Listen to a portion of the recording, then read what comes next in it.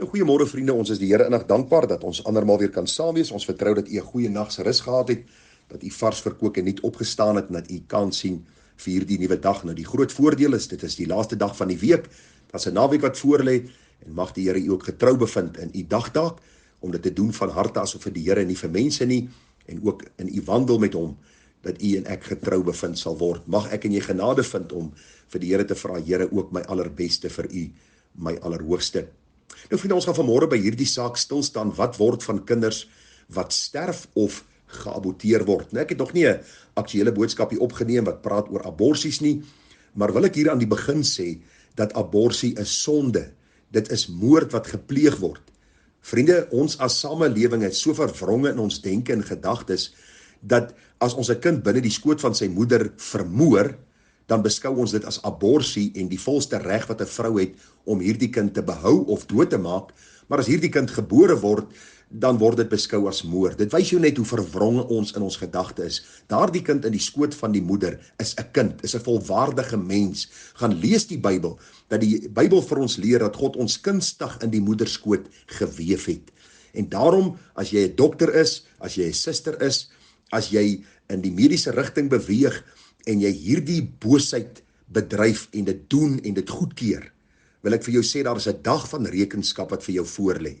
Want God sal elke kind wat vermoor is in hierdie land Suid-Afrika en wêreldwyd van mense se hande eis. Daarom moet ons opstaan teen hierdie boosheid van ons tyd, want aborsie is moord en sal elkeen die regverdige vergelding vir hulle bose dade ontvang.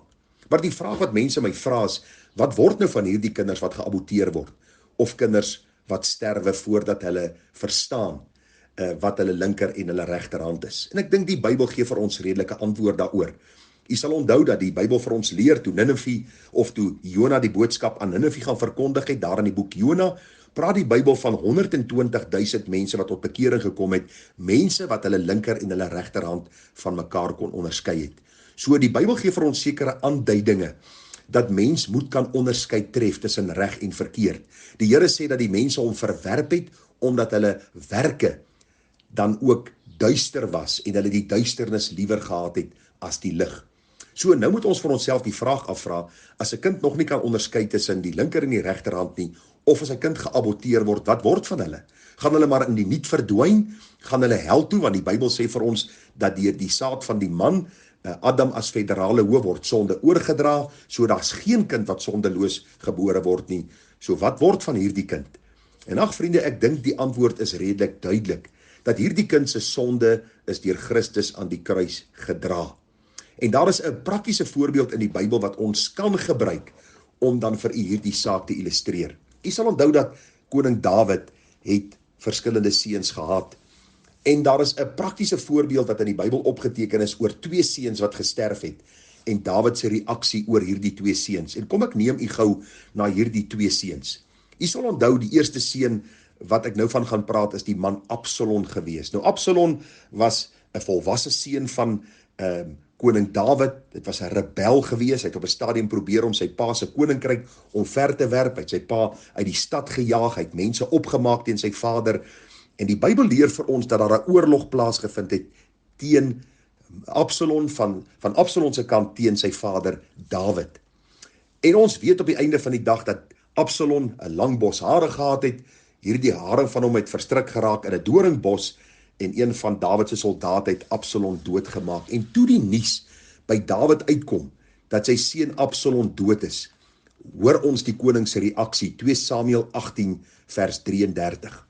Toe die koning baie ontroerd geword en opgeklim na die bovertrek van die poort en geween. En hy het rondgeloop en so gesê, my seun Absalom, my seun Absalom, ag, as ek self maar in jou plek gesterf het, Absalom, my seun.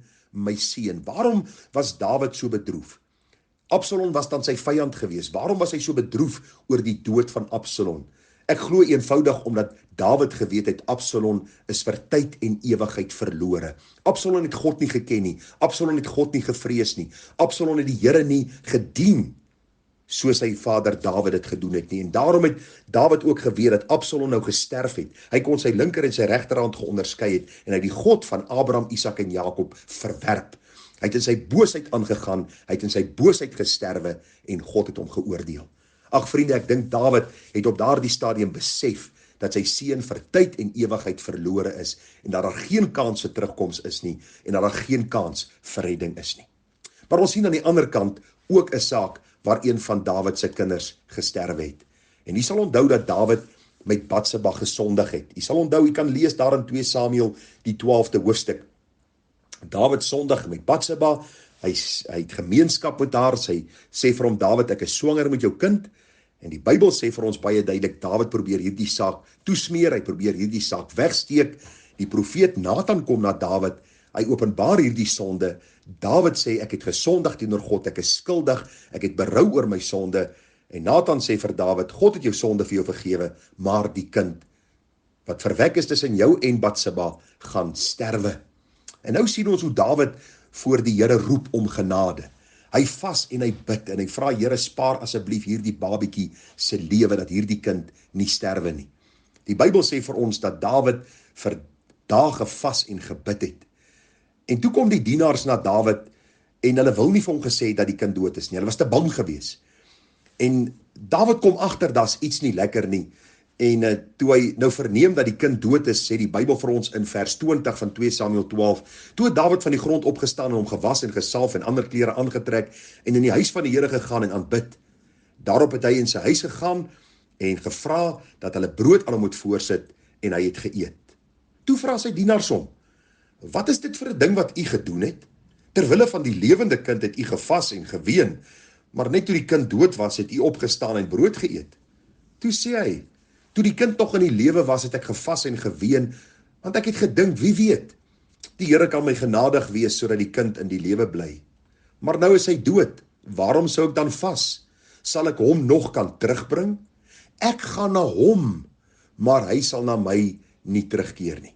Ons almal weet dat Dawid 'n kind van die Here was, ons almal weet dat Dawid 'n man na die hart van God was, ons weet dat Christus gebore is uit die geslag van Dawid, so Dawid sê, ek gaan na hom, as ek sterwe gaan ek hierdie kind sien in God se heerlikheid. Hy gaan nou nie terugkom na my toe nie, hy het gesterwe, hy is dood en hy gaan begrawe word, maar ek weet as ek sterwe, gaan ek hierdie kind in God se heerlikheid sien. Ek gaan na hom, maar hy sal na my nie terugkeer nie. Kan u die verskil agterkom?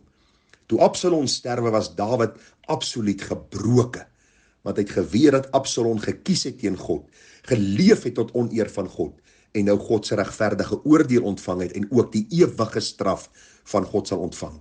Hierdie kind wat gebore is uit die sondige verhouding tussen Dawid en Batseba is gebore, en hy het gesterwe, omdat God hulle geoordeel het, en hulle wil kom leer het, dat hulle nie moet sondig het, dink hulle gaan skotvry ander kant uitkom nie. En die Bybel sê, toe hierdie kind sterwe, het Dawid opgestaan, na sy tyd van vas en gebed, en hy het gesê, as ek sterwe, sal ek hierdie kind in God se heerlikheid weer sien. Daarom kan ek vir u met sekerheid 'n antwoord gee, dat kinders van wat gesterf het, voordat hulle hierdie onderskeid kan tref tussen linker en regterhand, by die Here in die heerlikheid sal wees. En ag, die gebed van my hart is dat ons ook hierdie groot troos sal vind, as u miskien 'n kind aan die dood afgestaan het. Ja, dis nooit lekker om 'n kind aan die dood af te staan nie. Die hartseer, die pyn, die verdriet is geweldig groot. Maar wees verseker dat daardie kind veilig by Christus is. Jesus sê ook op 'n stadium, laat die kindertjies na my toe kom en verhinder hulle nie, want aan die sulkes behoort die koninkryk van die hemele. Mag die Here genade gee, vriende, dat ons kinders vroegtydig sal leer van die Here, en dat hulle hierdie waarheid van God se woord sal hoor, sodat as hulle verby die ouderdom kom, waar hulle die linker en die regterhand kan onderskei, hulle dan ook Jesus sal dien met 'n oorgegewe hart. En nou vra jy miskien, wanneer bereik hulle hierdie ouderdom van om te onderskei tussen links en regs? En vriende, daardie antwoord is vir ons 'n Deuteronomium 29:29 saak. Kinders verskil van mekaar, kinders se intellek, kinders se vermoëns om te verstaan verskil van mekaar. Daarom is my en jou verantwoordelikheid nie om te wonder wanneer die dag en datum gaan aanbreek, wanneer hulle die onderskeid kan tref nie, maar om vir hulle te leer. En hierdie onderskeid van linker en regterhand gaan nie net so noodwendig oor hulle kan wys waar is links en regs nie, maar dit gaan oor dat hulle 'n goeie verstaan kan hê van die lewe en van onderskeid tussen die regte en die verkeerde, tussen die sondige en die heilige. Daarom belangrik, leer jou kind, sodat jou kind ook kan wandel in die waarheid van God se woord, as hulle dan groter word. Maar as jou kind gesterf het voor hierdie onderskeidingsouderdom, mag die Here genade gee, dat jy ook troos kan vind in hom, dat hierdie kind by Christus is. Groete vir u, mooi dag verder, mooi naweek. Tada.